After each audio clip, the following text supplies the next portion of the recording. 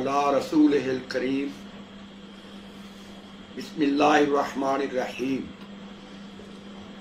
इहदिनस सिरातल मुस्तकीम सिरातल लज़ीना अनअमता अलैहिम गैरिल मग़दूबि अलैहिम वलद्दाल्लीन। अल्लाहुम्मा सल्लि अला सय्यिदिना मुहम्मदिन व अला आलि सय्यिदिना मुहम्मदिन व बारिक वसल्लिम।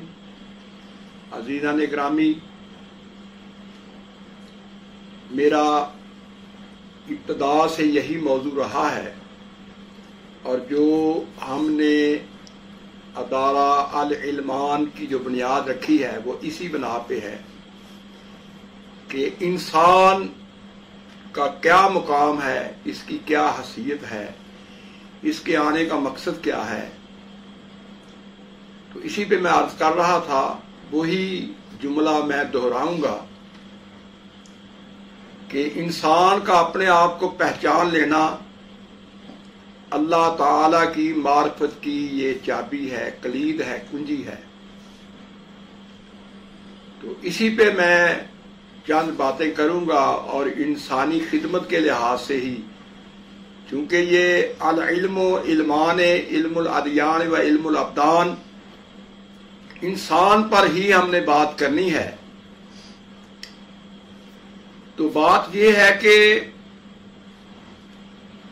अल्लाह ताला ने इंसान को पैदा किया, अशरफुल मखलूकात बनाया और इसकी फलाह व बहबूद के लिए, इसकी तरबियत के लिए अल्लाह ताला ने अंबिया इकराम अलैहिमुस्सलाम को मबऊस फरमाया और मुख्तलिफ अदवार में अपनी कुतुबे समावी और सहायत भी अता फरमाए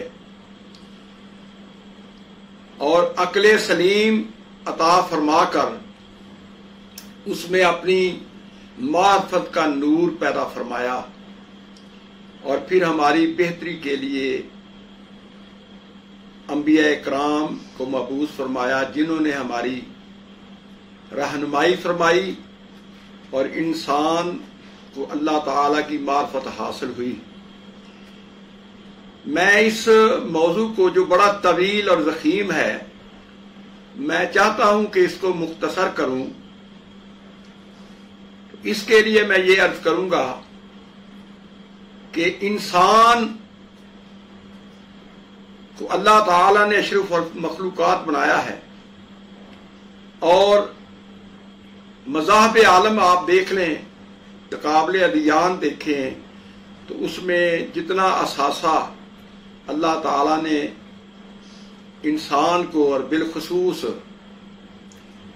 मुसलमानों को अता फरमाया है, कुरान और सुन्नत के साथ कुरान भी, हदीस भी, और इसके साथ फिर हमारे उलमा, फुक़हा, सूफिया ने जो कुछ बयान फरमाया, हमारे पास बहुत उसकी तादाद है। तो हमारे मुताले में ये चीज़ें आती हैं कि अमलन जिन लोगों ने इस पर जिंदगियां बसर की हैं और वो कामयाब हुए हैं, तो वो हमारे सामने है। मौजूआत अब आप देख लें कि मुहर्रम का मौजू है, इसमें भी वज़ाइफ हैं और शबो रोज नमाजें और नवाफल की अदायगी, ये सब कुछ आते हैं। इंसान को सबसे पहले अपने पैगंबर सल्लल्लाहु अलैहि वसल्लम की जो सीरत है उसे अपनाना चाहिए। इस पे मैं एक छोटी सी मिसाल दूंगा। पहले अंबिया इकराम तशरीफ लाए, उनकी भी उम्मतें थीं, उनकी भी अपनी अपनी हैसियत थी, लेकिन आखिर में अल्लाह ताला ने हमारे पैगंबर हजरत मोहम्मद मुस्तफ़ा सल्लल्लाहु अलैहि वसल्लम को मबूस फरमाया, जो आखिरी नबी हैं और तमाम नबियों के सरदार हैं, तमाम रसूलों के सरदार हैं, अल्लाह के प्यारे हबीब हैं।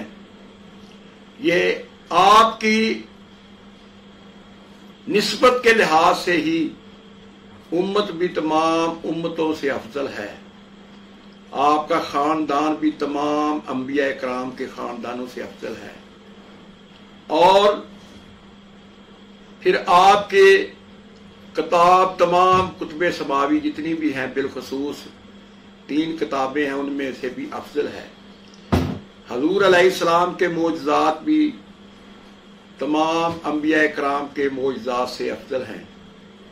ہر لحاظ سے اللہ تعالیٰ نے ہمارے پیغمبر، ہمارے نبی حضرت محمد مصطفیٰ صلی اللہ علیہ وآلہ وسلم کو انفرادی حیثیت کا حامل بنایا ہے، اور پھر رسول اللہ صلی اللہ علیہ وسلم کو ایسی قلب سلیم ایسا عطا فرمایا ہے کہ، اور خود فرمایا لقد جاءکم رسول من انفسکم عزیز علیہ ما عنتم حریص علیکم بالمؤمنین رؤوف رحیم۔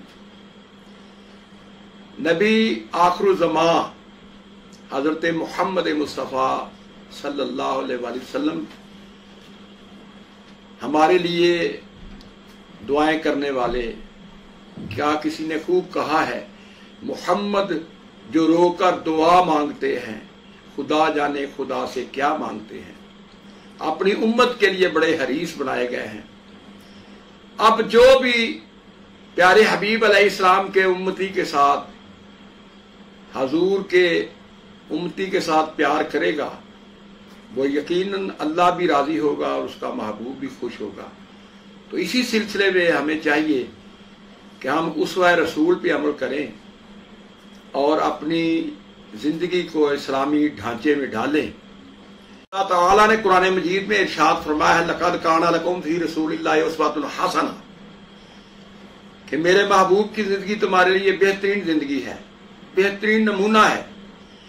ہمیں چاہیے کہ ہم اپنے پیارے حبیب علیہ السلام حضرت محمد الرسول اللہ صلی اللہ علیہ وآلہ وسلم سے محبت کریں، پیار کریں، اللہ نے جیسے ہمیں حکم عطا فرمایا ہے۔ تو ہمارا حق بنتا ہے۔ اسی لیے میں نے ابتدا میں بھی کہا تھا کہ سرکار دو عالم صلی اللہ علیہ وآلہ وسلم ارشاد فرماتے ہیں، بلغوا انی ولو آیۃ، میری ایک حدیث بھی، ایک کلمہ بھی مجھے میرا آپ کو ملے تو وہ دوسروں تک پہنچائیں۔ تو اس لحاظ سے چونکہ یہ چینل جو ہے ہمارا، یہ ادیان اور ابدان پر مبنی ہے، تو میں اس حوالے سے ہی عرض کرتا ہوں۔ ایک تو یہ جو جا رہا ہے ہمارا عشرہ محرم کا، اس میں ہمیں چاہیے کہ زیادہ سے زیادہ ہم نمازیں پڑھیں، قرآن مجید کی تلاوت کریں، اور عاد و وظائف کریں، برے کاموں سے بچیں، اور اس میں زیادہ سے زیادہ یہ جو یوم عاشوراء آ رہا ہے اس کے روزے کا فرمایا گیا ہے، حکم ہے، اس میں نوافل ادا کریں۔ تو ایک میں نے واقعہ پڑھا ہے کہ ایک شخص تھا جو کفن چور تھا، حضرت امام حسن بصری رحمۃ اللہ علیہ کے ہاتھوں پہ اس نے توبہ کی۔ تو آپ نے سوال کیا کہ تو نے کتنے لوگوں کا کفن چوری کیا ہے؟ اس نے کہا جی 2000 افراد کا میں نے کفن چوری کیا ہے۔ تو آپ نے فرمایا کچھ واقعات بیان کر سکتے ہو؟ تو اس نے کہا جی میں ایک قبر میں گیا، کھولا اس کو کفن کے لیے، تو عجیب منظر دیکھا کہ آگ ہر طرف لگی ہوئی تھی، بندے کا چہرہ سیاہ تھا اور اس کو سزا دی جا رہی تھی۔ اور جب میں نے پوچھا، یہ ایک کفیت تھی جو اللہ تعالیٰ نے اس کو دکھائی، پوچھا تو اس نے اس کے بارے میں کہا گیا کہ یہ شراب نوشی کرتا تھا اور زنا کرتا تھا۔ تو پھر ایک اور بندے کے بارے میں آپ نے آپ کے سامنے عرض کی کہ میں نے اس کی قبر کو کھولا تو اس کا چہرہ سیاہ تھا اور اس نے مجھ سے پانی مانگا، فرشتوں نے منع کر دیا۔ تو میں نے پوچھا کہ اس کی وجہ کیا ہے، اس کو کیوں سزا دی جا رہی ہے؟ چہرہ اس کا کالا تھا۔ کہا یہ تارک الصلاۃ ہے، نماز نہیں پڑھتا تھا۔ تو حضرت امام حسن بصری کے سامنے اس نے کہا کہ میں نے ایک قبر دیکھی جس میں ایک نوجوان تھا اور اس کے ارد گرد بڑا سبزہ تھا، خوبصورت ماحول تھا، بڑا ہی اچھا ماحول تھا۔ تو حوریں بیٹھی ہوئی تھی اور وہ بہترین منظر میں نے دیکھا۔ تو پوچھا اس سے کہ تم نے کون سا عمل کیا؟ تو وہ کہتا ہے کہ مجھے کسی نے کہا تھا کہ جب عاشورہ کا دن ہو تو 6 نوافل تم ادا کرو، تو میں نے ہمیشہ اس پر ہمیشگی اختیار کی ہے۔ اللہ تعالیٰ نے مجھے یہ انعام دیا ہے۔ کتنے مواقع اللہ تعالیٰ نے ہمیں ہماری فلاح و بہبود کے لیے، کامیابی کے لیے عطا فرمائے ہیں کہ نبی آخر الزمان صلی اللہ علیہ وآلہ وسلم نے ہمیں کتنے ارشادات تعلیم فرمائے ہیں، پھر آپ کے اصحاب کے اقوال ہیں، اہل بیت کے ہیں، اولیاء کاملین کے ہیں، تو ہمیں چاہیے پر ہم اس پر عمل کریں۔ میں ایک روحانی اور طبی نسخہ آپ کے سامنے آنکھوں کے بارے میں عرض کرنا چاہتا ہوں کہ سرما دانی جس میں آپ سرما ڈالتے ہیں، اس میں ایک لونگ ٹوپی والا مکمل ثابت رکھ لیں اور اس میں سرما ڈالیں۔ رات کو آپ سلائی پہ 3 دفعہ سورت والعصر کی تلاوت کریں اور اس کو دم کر دیں، پھونک مار دیں۔ 3 سلائیاں اپنی آنکھوں میں بسم اللہ شریف پڑھ کے ڈالا کریں، انشاءاللہ آپ کی آنکھوں کی بینائی صحیح رہے گی۔ اس کے بارے میں یہ بھی ہے کہ نماز کے بعد آپ اپنی آنکھوں پر انگلیاں رکھ کر آیت الکرسی تلاوت کریں۔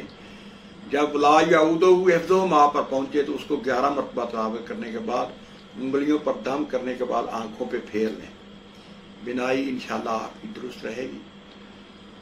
میرا تو بہت مطالعہ رہتا ہے اور پھر میں نہ جانے کتنا ہر وقت میں پڑھتا رہتا ہوں، تو اس کی وجہ سے پھر عمر کا بھی تقاضا ہے، لیکن الحمدللہ بینائی درست رہے گی۔